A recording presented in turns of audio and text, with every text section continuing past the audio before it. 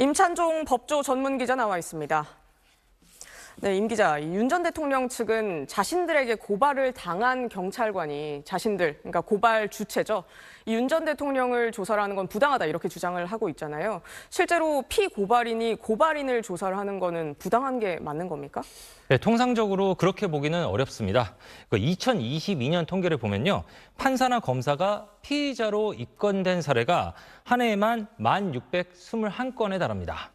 이 가운데 절대 다수는 재판 또는 수사와 관련된 이들이 담당 판검사를 고소, 고발한 경우입니다. 담당 검사 등을 고소, 고발하는 일이 이렇게 빈번한데도 고발장이 제출될 때마다 담당자를 바꿔야 한다면 피의자는 고발장 제출만으로 조사자를 바꿀 수 있게 되는 셈이고 대부분의 사건이 정상적으로 진행될 수 없을 겁니다. 피고발인이 고발인을 조사한다는 이유만으로 부당하다고 평가할 수는 없다는 뜻입니다. 게다가 경찰청은 윤석열 전 대통령 측 주장과 달리 오늘 조사를 맡았던 박창환 총경은 윤 전 대통령 체포를 지휘한 적이 없고 김성훈 전 경호처 차장 등에 대한 체포영장 집행에 관여했을 뿐이라고 밝혔습니다. 네, 임 기자, 그러면 윤 전 대통령 측에서 주장하는 특검이 비공개 출석을 보장해야 되는데 그걸 어겼다. 이 주장에 대해서는 좀 어떻게 봐야 되는 겁니까?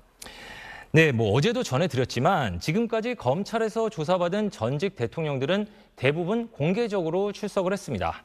다만 이 같은 전직 대통령 조사는 모두 윤 전 대통령 측이 비공개 출석의 근거로 제시하고 있는 인권보호수사 규칙 등의 규정들이 제정되기 이전에 있었던 일이긴 합니다. 지난 2019년 조국 전 장관 관련 사건으로 이른바 포토라인 논란이 불거지고 또 2021년 언론에 얼굴이 노출된 피의자가 국가 상대 손해배상을 청구한 사건에서 승소하면서 출석 조사 시에 피의자의 명예를 침해하지 않도록 주의해야 한다는 취지의 규정들이 만들어졌기 때문입니다. 하지만 그 이후에도 피의자가 공인인 경우에는 공개적으로 출석한 사례가 여러 번 있습니다.